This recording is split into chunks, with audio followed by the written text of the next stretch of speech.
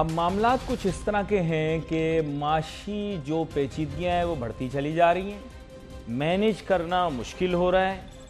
अब शहबाज शरीफ साहब जो वज़ीर आज़म पाकिस्तान है, उनको दरपेश एक बहुत बड़ा सियासी चैलेंज है। सियासी चैलेंज ये है कि उनको वज़ीर आज़म बरकरार रहने के लिए कुछ ऐसे मुआशी इक़दाम करने पड़ेंगे कि ये डूबती कश्ती किसी तरह या बीच मझधार फंसी कश्ती किसी तरह इसमें से निकल आए।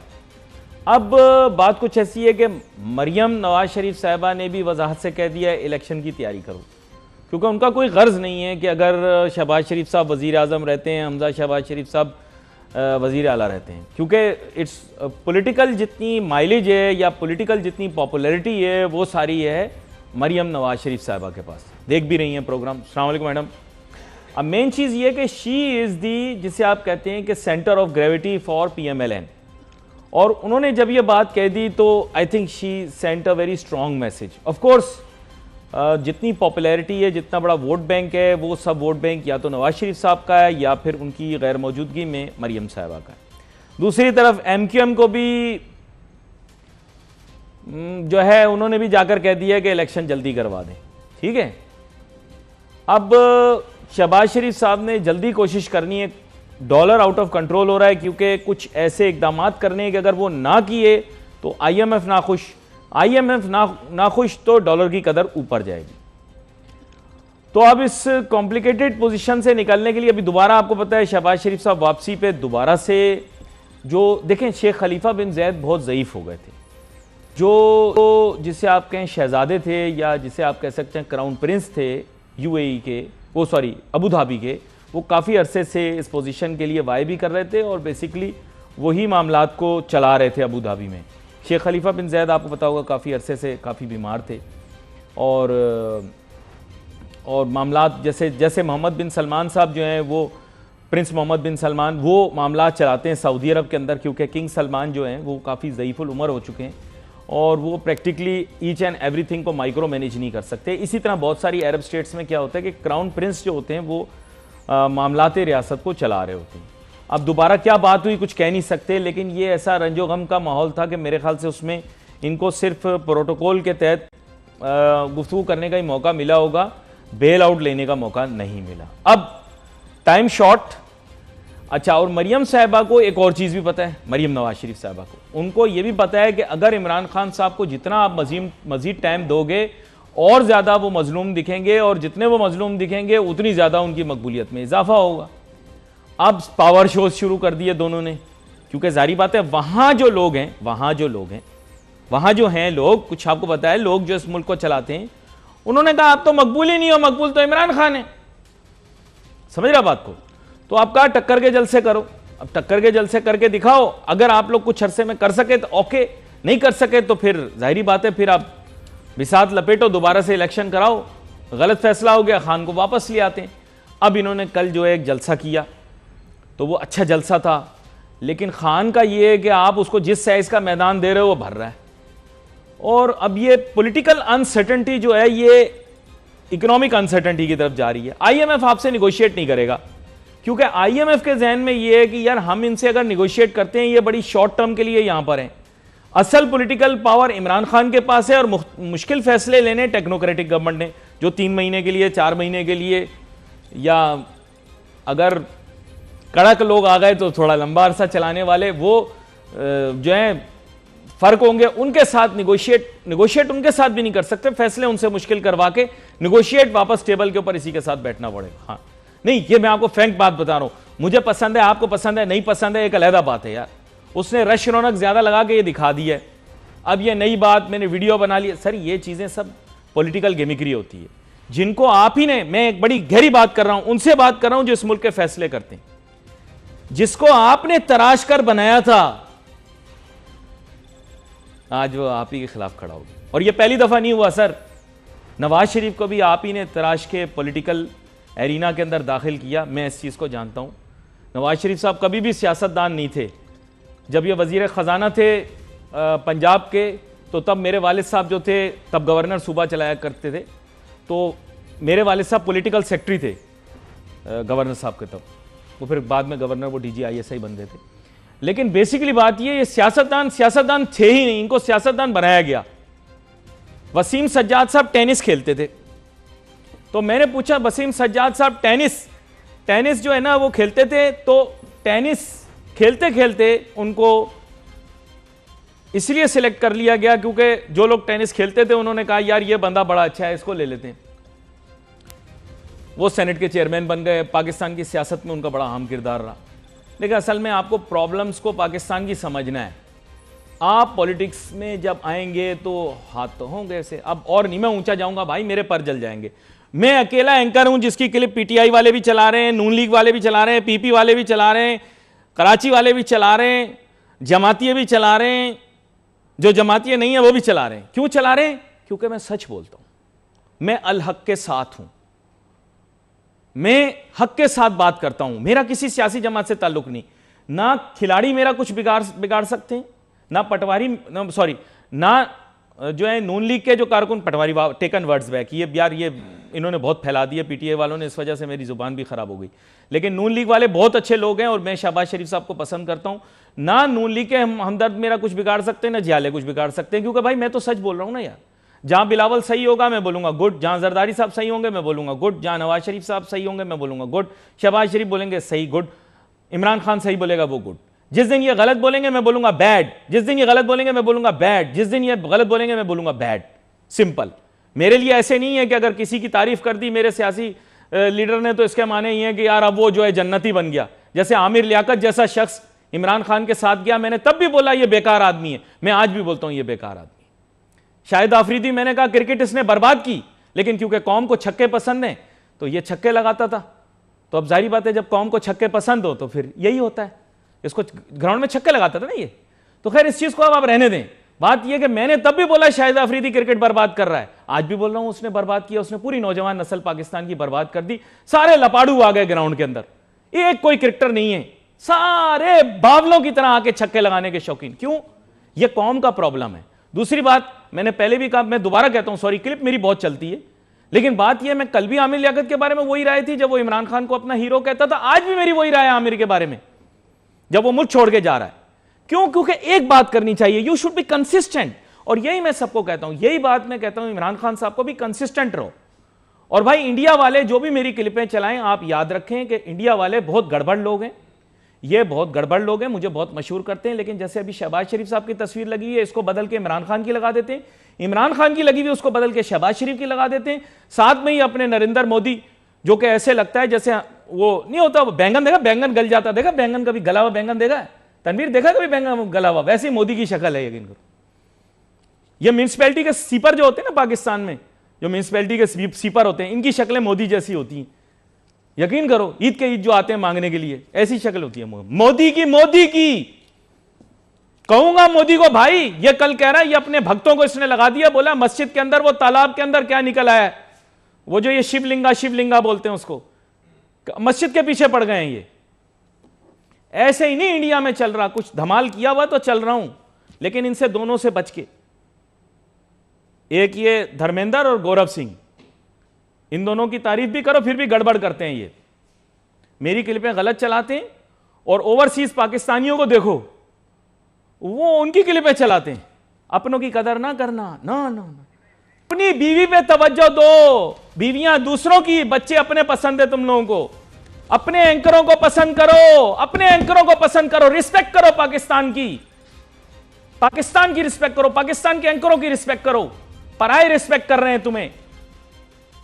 यहां पर एक छोटी सी ब्रेक लेंगे, वापस आएंगे फिर मईशत का क्रॉस सेक्शन, वापस आएंगे, सारी इंपोर्ट्स का निकालूंगा, ये जो फजूल बनाया हुआ लग्जरी इंपोर्ट्स, अभी बताऊंगा कोई लग्जरी इंपोर्ट नहीं है पाकिस्तान में, सब टोटल बकवास। वापस आऊंगा, हकायक आपके सामने रखूंगा। Let's take a short break.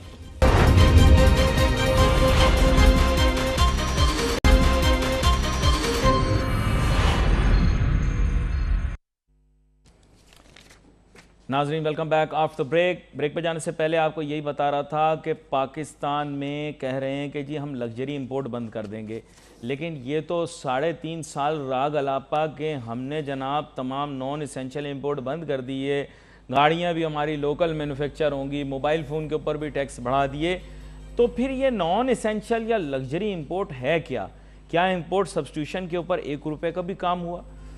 मैं इस सिलसिले में ज़्यादा अपनी राय नहीं दूंगा, बल्कि मैं प्रोग्राम के अंदर वेलकम करूंगा जनाब मियां अंजुम निसार साहब को। पोर्ट की मारूफ ताजर सनतकार शख्सियत हैं, मुतअद्दिद जो ओहदे हैं तिजारत व सनत के उस पर भी फायज रहे हैं, साबिक सूबाई वज़ीर बराए सनत भी रहे हैं। जनाब मियां अंजुम निसार साहब, आपको वेलकम करता हूँ सर। बहुत शुक्रिया जनाब। मियां अंजुम निसार साहब, बात कुछ ऐसी है कि काफ़ी मरतबा आप प्रोग्राम में इसका जिक्र भी कर चुके हैं कि हमारी लोकल इकोनॉमी जो है उसका size is much bigger than our exports, and therefore इसके ऊपर ज़्यादा अटेंशन पे करने की ज़रूरत है। अनफॉर्चुनेटली गवर्नमेंट नहीं करती। दूसरी तरफ जो है इंपोर्टर को तो एक मुजरिम के तौर पर दिखाया जाता है कि वो इंपोर्ट कर रहा है, लेकिन इंपोर्ट सब्स्टिट्यूशन के मुतालिक आपने देखा है कि हुकूमत ने कोई भी काम किया हो इंपोर्ट सब्स्टिट्यूशन की फील्ड में? जी, आपकी बात बिल्कुल बजा है। देखें, इस वक्त एक तो सिचुएशन, इस वक्त जो क्राइसिस है वो है, एक तो गवर्नमेंट के कोई ना फैसले करने हैं जी, और गवर्नमेंट डर रही है बोल्ड स्टेप लेने से जी। जब गवर्नमेंट ने आना था, मतलब अपोजिशन में थे, उस वक्त बड़े दावे किए जा रहे थे हमारे पास सारे प्लान है, हम यूं कर देंगे, यहाँ कर देंगे। अब जो है वो गवर्नमेंट की भी मजबूरी है कि 12-13 गवर्नमेंट कोलिशन गवर्नमेंट से 12-13 पार्टीज के साथ वो मिल के सिस्टम को चलाने की कोशिश कर रहे हैं और फैसले नहीं कर पा रहे। साथ इलेक्शन सिर पे खड़ा है, तो हर फैसला करने से पहले वो बहुत डरे सहमे हुए हैं। अव्वल तो ऐसे क्राइसिस नहीं चाहिए थे इस स्टेज पे, और लेकिन अब क्योंकि ये सारे मामला हो चुके हैं, तो ये जो डॉलर की जो आए दिन जो उड़ान जो देख रहे हैं और रुपया डिवैल्यू हो रहा है, तो उसके लिए आपको कुछ ना कुछ तो करना पड़ेगा। अच्छा सर, मैं अकेला एंकर हूं जो टीवी के ऊपर ये बात क्लियरली कह देता हूं। वैसे तो मैं शहबाज शरीफ साहब को भी लाइक करता हूं, but I like Imran Khan as well. I say अगर मैं की बात नहीं है, देखिए हमने तो इकोनॉमी में स्टेबिलिटी चाहिए ना, लेकिन हमें एक्चुअली हमारे सियासत में सबसे बड़ा मुश्किल ये है कि हम हर बॉल खेलने की कोशिश करते हैं। कुछ नेशनल इंटरेस्ट की चीजें होते हैं, कुछ छोड़ नहीं देते, कि कहते हैं नहीं कि हर जगह सियासत करनी है। यही ऑयल की बात हो रही थी, तो जब 137 रुपए का लीटर था तेल, तो मेरे पास एक वीडियो पड़ी हुई है फाइनेंस मिनिस्टर साहब की, वो उसको कह रहे थे कि जनाब इससे ज्यादा तो हम अफोर्ड नहीं कर सकते। अपोजिशन में थे तो 137 से ऊपर अफोर्ड नहीं कर सकते, अब 200 की बातें कर रहे हैं, तो बढ़ा भी नहीं पा रहे। तो कहने का मतलब है कुछ जो हकीकतें होती हैं, जब इंटरनेशनल इन्फ्लेशन हो रही थी जिसपे किसी गवर्नमेंट का भी कोई कंट्रोल नहीं है, तो वो कुछ चीजों को छोड़ देना चाहिए। हर चीज में सियासत जो है वो जरूरी नहीं है। हमारे यहाँ क्या अवाम जो है ना कि हम हर बात में सियासत इन्वॉल्व करते हैं। अब आपका क्वेश्चन जो पर्टिनेंट क्वेश्चन था, इस इन हालात में क्या किया जाए? एक तो गवर्नमेंट को जनाब इंटरवीन करना चाहिए और डॉलर की उड़ान को रोकें, और वो रुकेगी जब ही कि आप अपनी इम्पोर्ट्स को कंट्रोल में करेंगे। और इम्पोर्ट्स में कंट्रोल करने का जो आसान तरीकेकार है इस वक्त फौरी तौर पे जो है वो जो लग्जरी गुड्स हैं उसको आप स्टॉप करें। लग्जरी जो ट्रेवलिंग है, जो लोग वेकेशन के लिए जाते हैं, उसको आप रोकें। हज और उम्रा, जो हज पर जरूर लोग जाएं, लेकिन वो लोग जाएं जो 5 साल हर साल जाने वाले उनको ब्लॉक करें, और हर साल जो उम्रा करने वाले हैं उनको भी ब्लॉक करें। वो लोग जाएं जिन्होंने 5 साल पहले कोई हज किया हुआ, ताकि हम हर जगह से पैसे बचाएं। बड़ी गाड़ियों पे टैक्सेस लगाएं, और जो लग्जरी बड़ी बड़ी गाड़ियां 4500 सीसी की गाड़ी आ रही है या 1800 सीसी से ऊपर जितनी भी गाड़ी, उसमें 300-400% टैक्सेस इंप्रूव अपना लगाएं। फ्रूट्स इन बाहर से इंपोर्ट हो रहे हैं, ड्राई फ्रूट आ रहे हैं, लेकिन do you buy the argument, देखें do you buy the argument जब ये कहते हैं कि 12 अरब डॉलर हम सेव कर सकते हैं? सर, जो मैंने अभी पैटर्न देखा है हमारे इंपोर्ट्स का, अभी आपने जितना भी सेव करना है ना, जहां से भी करना है, अभी तो देखिए आपने IMF के साथ डायलॉग करना है, उनके साथ वो अगर आपको सपोर्ट देते हैं तो फिर कोई अगले मामला चलेंगे। अभी तो बहुत सारे मामला हैं, लेकिन मियां साहब आपने मैं गुजारिश करता हूं, अपनी बेल्ट को तो टाइटन अप करना होगा ना जी। आपने मियां साहब कहीं ना कहीं से तो बचाना होगा। आपने बड़ा अच्छा FPCCI में इकदाम लिया है, नहीं आपने FPCCI में बड़ा अच्छा इकदाम लिया है आपकी जो ग्रुप ने, कि आपने जनाब दागा साहब को भी रखा है ये वो, लेकिन जो मतलब ये कि और बड़ी अच्छी R&D की भी काविश हो रही है, तो मेरे ख्याल से वहाँ से भी एक एफर्ट आपकी तरह, आप तो खैर हैं ही एक मारूफ शख्सियत, लेकिन वहाँ से भी एक एफर्ट और प्रेशर क्रिएट हो, क्योंकि इन रियलिटी मैं आपको बता रहा हूँ कि पाकिस्तान के बिगेस्ट चंक्स ऑफ इंपोर्ट हैं हमारे पेट्रोलियम प्रोडक्ट्स, और सेकेंड नंबर पर है हमारे यहाँ केमिकल्स। तो इन दोनों इंडस्ट्रीज को फरोग देने के लिए, एक्सप्लोरेशन को एक्सपर्डाइट करने के लिए कुछ वर्क होना चाहिए ना सर, क्योंकि 25 आई एम जस्ट सेइंग कि ये तो 50 से 60 अरब, 70 अरब, 80 अरब, ये तो ऊपर ही ऊपर जाता जाएगा ना सर। इसको कंट्रोल करने के लिए import substitution of the 60s वो पॉलिसी दोबारा से रिवाइव करनी चाहिए, क्या कहते हैं आप? जी जी, वो तो देखें ना, पिछली गवर्नमेंट ने तो बड़े स्पेशल इकोनॉमिक जोन्स भी बनाए, इंडस्ट्रियल पैकेज भी दिया, इंडस्ट्रियल जोन्स में मशीनरी पे भी ड्यूटी और सेल टैक्स और इनकम टैक्स फ्री किया, टैक्स एग्जम्पशन भी दी। वो एक ट्रैक पे तो जा रहे थे, लेकिन अब क्योंकि ये एक नई सिचुएशन डेवलप हो गई है और इस क्राइसिस को बहरहाल हमने कहीं ना कहीं तो रोकना है। और जब तक हमें कोई अल्टरनेटिव नहीं कहीं से उम्मीद नहीं बनती फंड्स की अवेलेबिलिटी की, तो ये अब अपनी बेल्ट भी तो टाइटन अप करनी होगी ना। अब देखें ना, हमारा जैसा मुल्क जो है, फ्रांस के मिनरल वाटर आज भी बाहर से आ रहे, उसको रोका जाए। शैम्पूज और चॉकलेट्स और ये चीजें जो है ये बैंड होनी चाहिए। सिर्फ इंपोर्ट बैंड ना करें कि आप स्मगलिंग के जरिए से उसको पूरा करें, ये चीजें बैंड होनी चाहिए। और ये चीजें हमारी शॉपिंग मॉल्स में और दुकानों में अवेलेबल नहीं होनी चाहिए। अच्छा मियां अंजुम निसार साहब, एक मेरी सजेशन है, वो हम देखें ना किस काम पे लगे हुए हैं। नहीं, एक मेरी सजेशन है, आप सुनिएगा और आप उस पर गौर ख़ौस भी करें, क्योंकि मुझे पता है इस मुल्क के जितने अहम हल्के हैं वो आपकी बात को बड़ा वजन देते हैं। सर, अगर अगले इलेक्शन में जो भी आता है, व्हाई डोंट दे प्रिपेयर, जो भी आ रहा है, me and you both know कि ये अगली गवर्नमेंट जल्द आएगी, 4 अच्छे इकोनॉमिक्स के टेक्नोक्रेट या फाइनेंस के टेक्नोक्रेट्स क्रिएट कर दें। अड़े ओए चलती रहेगी, अड़े ओए मैं तुझे छोड़ूंगा नहीं, तेरा ये कर दूंगा, तुझे वो कर दूंगा, ये सारी बातें ठीक हैं, दीज आर पॉलिटिक्स। 4 टेक्नोक्रेट्स कहीं से भी लेकर आए जो पाकिस्तान की इकोनॉमिक्स और फाइनेंस को संभालेंगे आफ्टर 3 और 4 मंथ्स। क्या कहते हैं आप?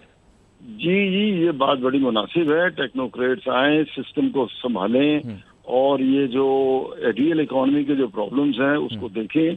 फॉर एग्जांपल देखें, सर्कुलर डेट 400-500 अरब का, ये आपको साल का खड़ा हो जाता है। हम इसको कहीं से प्लग करने की कोशिश करें। देखिए, हम बाहर से एड लिए जा रहे हैं, नीचे ड्रम में जगह जगह छेद हैं, रिसोर्सेज आपके ड्रेन हो जाते हैं। हम ड्रग्स, वो जो छेद हैं, होल्स हैं, उनको हम प्लग नहीं करते। उनको जब तक प्लग नहीं करेंगे उस वक्त तक आप जितना मर्जी ड्रम भरते जाएं, आपकी ये कमी कभी पूरी होगी नहीं। फिर हर गवर्नमेंट आती है, वो प्राइवेटाइजेशन की बात करती है और नतीजा ये होता है कि प्राइवेटाइजेशन पिछले 10-15-20 सालों से हो ही नहीं रही। और नतीजा ये हुआ उसका कि 700-800 अरब रुपए आपके वो जो है आपके जो स्टेट एंटरप्राइजेज वो ड्रेन कर देते हैं। तो ये बहुत सारी चीजें हैं जिसमें हमें लॉन्ग टर्म सोचने की जरूरत है। इस वक्त देखें, मुल्क में ड्राउट की सिचुएशन भी है। लेकिन मियां अंजुम निसार साहब, एक मेरी इस्तदा है। देखिए, आपने अभी बात की प्राइवेटाइजेशन की। मैं कहता हूं अगर इनसे प्राइवेटाइजेशन का अमल नहीं हो रहा तो you are one of the highest tax payers in Pakistan, there are other industrialist like you. आप लोगों को बोर्ड पे ले लें पीआईए के, आपको ले लें बोर्ड पे पीएसओ के, आप लोगों को जो अपनी फर्म्स को इतनी एफिशिएंटली चला रहे हैं और स्टेट को इतना कुछ दे रहे हैं, तो आप लोग हो सकता है जाके रिफॉर्म कर दें। It's not necessary that you have private ownership. Sometimes if you have good people from the private sector, they run it internationally also. बंदे तो लाए जाए, लेकिन मैं समझता हूं कि जो बेसिक चीज है ना, देखिए, हमें अपनी इंडस्ट्री चलाने में भी बड़ी प्रॉब्लम होती है। जी जी, रीजन ये है कि जहां आपने सारी एम्प्लॉयमेंट अपने हाथों से की होती है, उसके बावजूद एक नेशनल ट्रेंड ऐसा बना हुआ है कि हर बंदे को आसान रास्ता चाहिए। और ये जो गवर्नमेंट के एंटरप्राइजेज, जिसको तो कोई पूछने वाला ही कोई नहीं, जाए अकाउंटेबिलिटी ही कोई नहीं है और ना ही हमारे यहाँ वो कल्चर है, तो ये मैं समझता हूँ कि गवर्नमेंट के काम नहीं है। गवर्नमेंट जितनी जल्दी जान छुड़ाएगी, प्राइवेट करेगी, वो इदारे बेहतर भी हो जाएंगे और अपनी जो इस वक्त जिस पोजीशन पे उससे 3-4 गुना बड़े भी हो जाएंगे। आप बैंकों के देख, मिसालें बहुत सारी अच्छी अच्छी मौजूद हैं। अभी बैंक प्राइवेटाइज हुआ, यूबीएल प्राइवेटाइज हुआ, एमसीबी प्राइवेटाइज हुआ, तो ये इदारे भी अपनी जगह बड़े हैं। तो ये स्टील मिल, ये वो सारे, हम हर काम में सियासत जो ले आते हैं ना, ये हमारे मुल्क का सबसे बड़ा नासूर है। इस वक्त जरूरत, और मैं समझता हूँ कि जो भी गवर्नमेंट आए इलेक्शन जीतने के बाद, या जो भी आखिर इलेक्शन तो होना ही है, 2 महीने को हो या 6 महीने को हो, तो ये एक जिस तरह मिसाके जमहूरियत की है, इस तरह मिसाके जो है मईशत भी करें, ताकि मुल्क की जो लॉन्ग टर्म नीड्स हैं, चैलेंजेस हैं, उन पॉलिसीज को एक दफा ड्राफ्ट करें, स्टेक होल्डर्स के साथ मिलके उस पर लॉन्ग टर्म काम करें। नहीं तो ये तो मुल्क जो हम जिस मुल्क में हर साल 50-55 लाख की आबादी बढ़ाते हैं हर साल, उस मुल्क के तो चैलेंजेस बड़े सीरियस हैं। लेकिन सर, जो बात आपने की, मैं उसके ऊपर आपको वापस लेकर आता हूं। आपने कहा कि we have to get government out of, और in other words, it's not the business of the government to do business.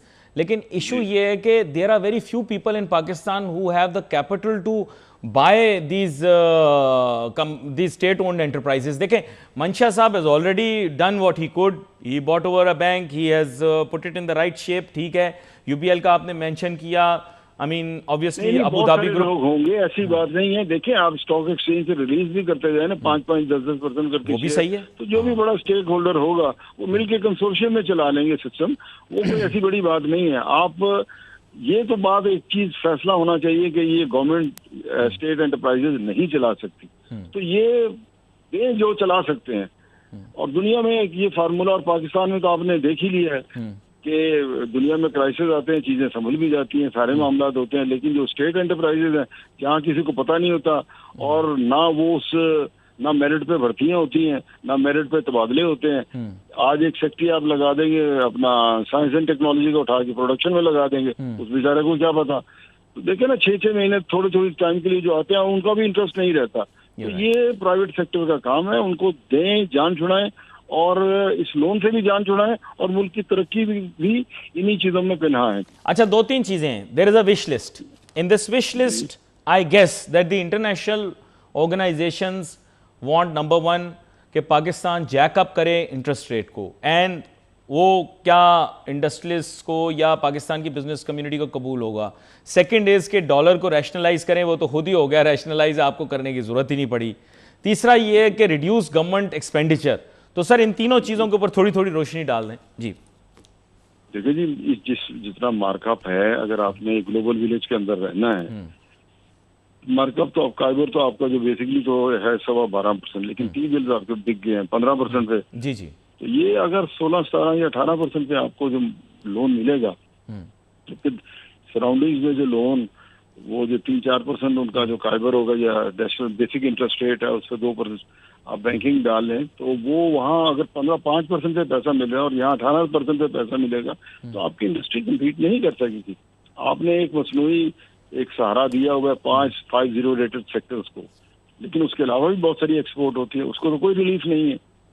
और जो आपकी इंपोर्ट्स होती हैं, आप उसके अगेंस्ट जो है अपना मुकामी जो इंडस्ट्री है, अगर यही सिलसिला रहेगा, तो आपके जो आपकी जो इंडस्ट्री जो इस वक्त है, जो प्रॉफिट मेकिंग कर रही थी, वो सारी लॉस के अंदर चले जाएंगे, और अल्टीमेटली नई इंडस्ट्रियलाइजेशन जो है वो डिस्करेज होगी। जो पुरानी लगी हुई है वो तो रोते रोते कुछ बंद हो जाएगी, कुछ चलती रहेगी, कुछ सिलसिला, लेकिन नई इंडस्ट्री नहीं लगेगी। और उसके लिए ये जरूरी है कि हमारी बिजली की जो कॉस्ट है, कॉस्ट ऑफ डूइंग बिजनेस जो है, जो भी हमारी इनपुट की चीजें हैं, फॉर एग्जांपल बिजली है, अगर सराउंडिंग में 7-8 सेंट की है और हमारे यहाँ 16-17 सेंट की, 18 सेंट की है, तो यकीनन हमारा इंडस्ट्रियलिस्ट डिसएडवांटेज पे होगा। और अगर साथ मार्कअप इतना हाई होगा, तो ये चीज डबल चीजें जब एड अप हो जाती हैं, तो खुद ब खुद ही आपकी जो है ना वो इंडस्ट्री जो वो बैठनी शुरू हो जाएगी। और नई अगर इंडस्ट्री नहीं लगेगी, तो रोजगार जनरेट नहीं होगा, तो हर चीज आपस के साथ एक दूसरे के साथ लिंक्ड है। तो मैं समझता हूँ कि विश लिस्ट तो जिन्होंने इतना मार्कअप इंक्रीज करवाया है या हो गया, मैं मार्कअप, और सबसे बड़ी बात है कि ये जो मार्कअप आपका इंक्रीज होता है, सबसे बड़ी बोरोड तो गवर्नमेंट है। 1% मार्कअप इंक्रीज होता है, 250 अरब 300 अरब का फर्क आता है, इम्पैक्ट आता है, जो कि गवर्नमेंट को आता है। अगर यही मार्कअप आज काइबर अगर आपका 5% पे हो, तो आपका ये तकरीबन 10%, यानी कि 10% मीन के 2000 अरब रुपए आपके जो है ना सालाना जो गवर्नमेंट मार्कअप दे रही है, इससे भी बचत हो सकती है। और 100 तरीके कार हैं उसको सॉर्ट आउट करने के, या मार्कअप नीचे रखे, मार्कअप के ऊपर को टैक्स लगा दें, ताकि गवर्नमेंट अपनी तो कम से सेविंग करे ना। अच्छा, इस वक्त तो ये भी एक एस्पेक्ट है। और the other thing we are hearing is that they want to increase income taxes. Now I don't know whether they are talking about corporate income tax, because I think they are talking about corporate income tax, क्योंकि individual income tax पे तो collection ही बहुत छोटी है, and in dollar terms तो it will be peanuts. तो do you think कि ये this time is appropriate to increase corporate income taxes? मेरे ख्याल में तो अगर इन चीजों की तरफ जाएंगे तो वो मेरे ख्याल में मसले का हल तो नहीं होगा। मसले का हल तो ऑलरेडी देखे ना आपकी सराउंडिंग में, अगर टैक्सेस, मतलब गवर्नमेंट ने तो ये अपना ऐलान किया था आज से 10-12 साल पहले कि हम इसको 25% पे कॉर्पोरेट टैक्सेस को लाएंगे, लेकिन इस वक्त जो आपके कॉर्पोरेट टैक्सेस हैं वो 29% पे हैं। फिर आपका डिविडेंड जो है एक जमाने में 10% पे हुआ करता था, अब 15% हो गया है। आपका जो इनकम टैक्स है इस तरह वो भी जो है आपका 35% पे है। तो मेरा मतलब है कितने टैक्सेस आपने बढ़ाने हैं? ऑलरेडी कोई बंदा जो अपनी फर्म से भी कोई पैसे लेता है उससे भी उसे अच्छे खासे टैक्सेस देने पड़ते हैं, वो कोई कम टैक्सेस नहीं है। तो मेरे ख्याल में फर्दर टैक्सेस बढ़ाने के बजाय अगर आप चीजों को बेहतर कर लें, टैक्स बेस को बेहतर कर लें, बड़ी कर लें, अभी बहुत सारी दुनिया जो है वो टैक्स नेट से ही बाहर है जी, तो उनको सिस्टम के अंदर लाएं। तो अगर लेकिन सर ये देखें ना, अब शब्बर जैदी टाइप लोगों ने शब्बर जैदी टाइप लोगों ने देखे ना सर, स्मॉल और मीडियम इंडस्ट्री को ख्वार करवा दिया, स्मॉल और मीडियम इंटरप्राइजेस को पकड़ना शुरू कर दिया। उसने लार्ज कॉर्पोरेट्स को तो इतना ज्यादा तवज्जो नहीं दी, 50-50 हज़ार के लोगों की पेमेंटें चेक करना शुरू कर दी, टाइम ज़ाया करवाना शुरू कर दिया। अब मेरे पास वक्त कम है, नहीं तो मैं आपके साथ मजीद इस मौजू पर गुफ्तगू करता। मैं आपका शुक्रिया अदा करता हूँ। प्रोग्राम के अंदर नाजरीन वक्त हमारे पास महदूद था। शब्बर जैदी साहब भी कहते होंगे, बार बार कहते हैं ये। एक छोटी सी ब्रेक लेते हैं, ब्रेक के बाद वापस आते हैं, कंक्लूड करते हैं। Let break.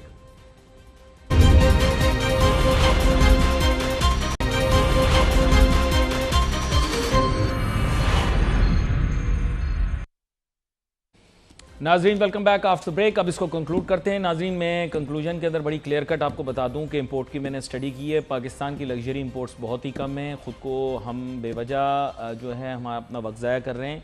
लग्जरी इंपोर्ट को कम करना कोई मीनिंगलेस चीज़ है। लग्जरी इंपोर्ट है ही बहुत कम, नॉन एसेंशियल भी पाकिस्तान में बहुत कम है। पाकिस्तान की सबसे बड़ी इंपोर्ट पेट्रोलियम प्रोडक्ट्स है।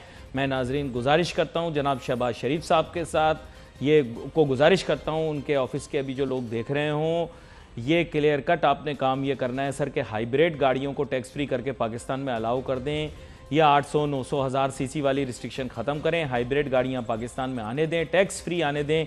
एक दफ़ा हाइब्रिड गाड़ियाँ आपके पास आ जाएंगी, खुद ब खुद पेट्रोलियम मसनूआत की डिमांड कम हो जाएगी। अगर आप लोगों ने ज़िद करनी है, मेरी बात नहीं माननी, तो पहले भी ख्वार होती रही है हुकूमत इमरान खान साहब की, अब आप लोगों की भी ख्वार होकर चली जाएगी। बात यह पढ़े लिखे बच्चों की बात सुननी चाहिए। हमने मईशत और इक्तसादियात की किताबें पढ़ी हैं। हमने लड़कियों को बैक बेंच पे बैठकर अपने फ़ोन नंबर नहीं पकड़ा है, बल्कि किताबें पढ़ पढ़ के ग्रेड लिए हैं। तो आप हमारी बातें सुने। ये जो इस्लामाबाद में आपने बर्गर पप्पू टाइप के अंकल बिठाए हुए हैं, इनकी अगर आप मशवरे लेंगे तो आप गलत राह पर चल पड़ेंगे और मुल्क की इंपोर्ट कंट्रोल नहीं होगी। यहां पर प्रोग्राम का वक्त खत्म। Wait for message on Facebook. Ali Nasir हमारी टीम को इजाजत दीजिए। अल्लाह हाफिज़।